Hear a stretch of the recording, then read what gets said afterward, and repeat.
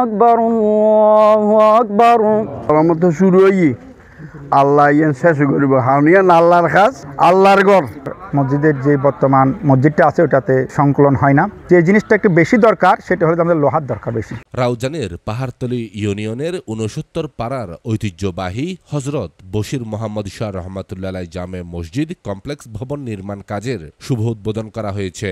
প্রাচীন এই মসজিদে জায়গা সংকুলান না হওয়ায় মুসল্লিদের নামাজ আদায় করতে অসুবিধা সৃষ্টি হয়। বিশেষ করে জুমা এবং রমজান মাসে মসজিদে নামাজ আদায় করা কষ্টসাধ্য হয়ে পড়ে। তাই মসজিদ পরিচালনা কমিটির উদ্যোগে এলাকাবাসী ও প্রবাসীদের সহযোগিতায় এবার নামাজের জন্য প্রশস্ত জায়গা সহ যুগোপযোগী সকল ব্যবস্থা সহকারে নির্মিত হচ্ছে মসজিদ কমপ্লেক্স ভবন, যেখানে দ্বিতীয় তলায় মসজিদের মূল অংশ এবং উপরে চতুর্থ তলা পর্যন্ত পাঠাগার, খানকা, ইমাম খতিব মুয়াজ্জিনদের থাকার ব্যবস্থা থাকবে। নিচতলায় আধুনিক অজুখানা সহ বিভিন্ন সভা, সেমিনার, মাহফিল ও জানাজার জন্য থাকবে উন্মুক্ত স্থান। আধুনিক এই ভবনের নির্মাণ ব্যয় ধরা হয়েছে প্রায় ১ কোটি টাকা। আমাদের এই প্রকল্পে পাটকলর মূল্য ধরা হয়েছে প্রায় ১ কোটি টাকা।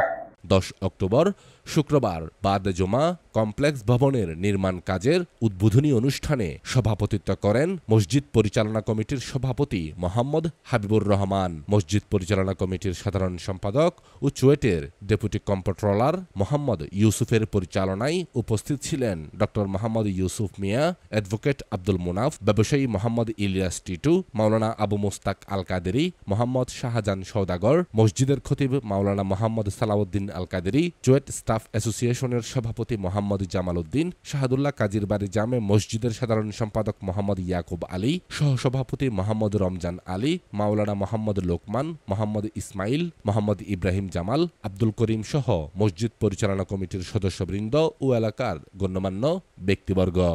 আল্লাহর ঘর আর যে যদ্দুর বাড়ি আল্লাহ রহমত আর ৬৯ বর্তমান আর্থিক অবস্থা আল্লাহ রহমত তাই মনে করি দিই আশেপাশে যে কোনো গ্রাম উত্তম ভালো আলহামদুলিল্লাহ আর সামর্থ্য আল্লাহ এখনো কেউ রকম নয় এবং আর যেভাবে পারি সামর্থ্য অনুযায়ী প্রত্যেকে ইনশাল্লাহ আর সাহায্য সহযোগিতা এই কাজলয় আর থাকুম এই মসজিদ যত তাড়াতাড়ি গড়িতে পারে। আমার একটা মসজিদ প্রতিষ্ঠা করো, আমি আল্লাহ জান্নাতে তোমাদের জন্য একটা যে জান্নাতের কক্ষ নির্মাণ করে রেখেছি। সব হইল আলহামদুলিল্লাহ। এলাকাবাসী, প্রবাসী যারা আছেন প্রত্যেকে নিজ নিজ অবস্থান থেকে যাদের সাথে যাদের সম্পর্ক আছে আপনারা যোগাযোগ করে মসজিদের কাজটা সম্পূর্ণ করার জন্য চেষ্টা করতে হবে। এদিকে ব্যয়বহুল এই ভবন নির্মাণে সকল ধর্মপ্রাণ মুসলমানদের সহযোগিতা কামনা করে মসজিদ পরিচালনা কমিটির সাধারণ সম্পাদক ও চুয়েটের ডেপুটি কম্পট্রোলার মোহাম্মদ ইউসুফ বলেন, আমাদের এই মসজিদটা হজরত বশির মোহাম্মদ শাহ জামে মসজিদ, বিশেষ উত্তরপাড়া কেন্দ্রীয় জামে মসজিদ। এই মসজিদটা প্রায় ২০০-৩০০ বছর পুরানো মসজিদ। এই মসজিদ যখন নির্মাণ হয়েছিল তখন মাটির এবং টিনের ছিল। কালকর্মণে বিগত ৫০ বছর আগে আমাদের মুরব্বিয়ান এই মসজিদটা ফাঁকা নির্মাণ করেছিল। বর্তমানে এই মসজিদের মুসল্লি বৃদ্ধি হয়েছে, বিশেষ করে জুমার দিন এবং ধর্মীয় বিশেষ দিনগুলোতে সময় মুসল্লির প্রচুর মুসল্লি হয়, যার মসজিদের যে বর্তমান মসজিদটা আছে ওটাতে সংকলন হয় না। তার পরিপ্রেক্ষিতে আমরা বর্তমান মসজিদ কমিটি এসে এক অনুধাবন করলো যে আমাদের মুসল্লিদের একটা জায়গা সংকলন করতে হবে। তার জন্য আমরা একটা নতুন মসজিদ কমপ্লেক্স তৈরির জন্য আমরা সিদ্ধান্ত নিই। এই প্রেক্ষিতে বিগত ৬ মাস পর্যন্ত আমরা সবাই এলাকাবাসী এবং মুসল্লিরা বর্তমান কমিটি মিলে আমরা সব কিছু সার্বিক বিবেচনা করে একটা মসজিদ কমপ্লেক্স আমরা নিয়েছি, ভবন নির্মাণ নিয়েছি। ৪ তলা বিশিষ্ট এই মসজিদ কমপ্লেক্স। এই কমপ্লেক্সের হলো আপনার প্রায় ২৫০০ স্কোয়ার ফুট, প্রতিটা ফ্লোরের ২৫০০ স্কোয়ার ফুটে করা হয়েছে।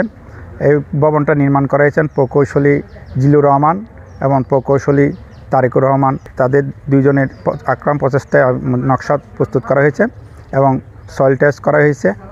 তার সার্বিক পরিচালনা এই কমপ্লেক্স আমাদের আজকে উদ্বোধন হতে যাচ্ছে। এই কমপ্লেক্সে রয়েছে ৪ তলা বিশিষ্টের মধ্যে ২ তলা থেকে আমাদের মসজিদ, নিচতলায় থাকবে জায়নাজা এবং বিভিন্ন অনুষ্ঠান করার জন্য জায়গার জন্য আমরা নিচতলার ফ্লোরটা ফাঁকা রেখেছি এবং ২ তলা মূল মসজিদের করা হবে। এরপরে থাকবে আমাদের মসজিদ পাঠাগার এবং ইমাম, খতিব ও মুয়াজ্জিমের আবাসস্থল, পাশাপাশি একটা খানাকারও ব্যবস্থা করা হয়েছে কমপ্লেক্সে। সর্বোপরি সবার সহযোগিতা আমাদের আশ্বস্ত করেছেন, ভবিষ্যতে সহযোগিতা করবে। এবং বিশেষত এই আমাদের বিগত যে মসজিদ কমিটির মুরব্বীরা ছিল তাদের মধ্যে উল্লেখযোগ্য ছিল হাজি জালামিয়া তালুকদার, হাজি আব্দুর রশিদ, হাজি গুরমিয়া নাজির, হাজি ইদ্রিস মিয়া, যা ছিল আরও মুরব্বীরা অনেকে ছিল। সবার প্রচেষ্টায় আজকের এই মসজিদের আমাদের এই অবস্থা করা হয়েছে। আমাদের মসজিদে মূলত প্রায় যে পাশে একটা কবরস্থান আছে, ওই কবরস্থানের আয়তন প্রায় 1 একরের চেয়ে আরও বেশি হবে। পাশে হজরত বসির মোহাম্মদ শাহ, হজরত হাসান আলী শাহ, 2জন অলির মাজার রয়েছে। এগুলো অনেক পুরানো অলি। আমাদের মসজিদের সম্পত্তির পরিমাণ প্রায় 2 একর আশেপাশে আছে, এসে আরও অধিক আছে। আমাদের মুরব্বীরা এই মসজিদের সম্পদ দান করেছেন।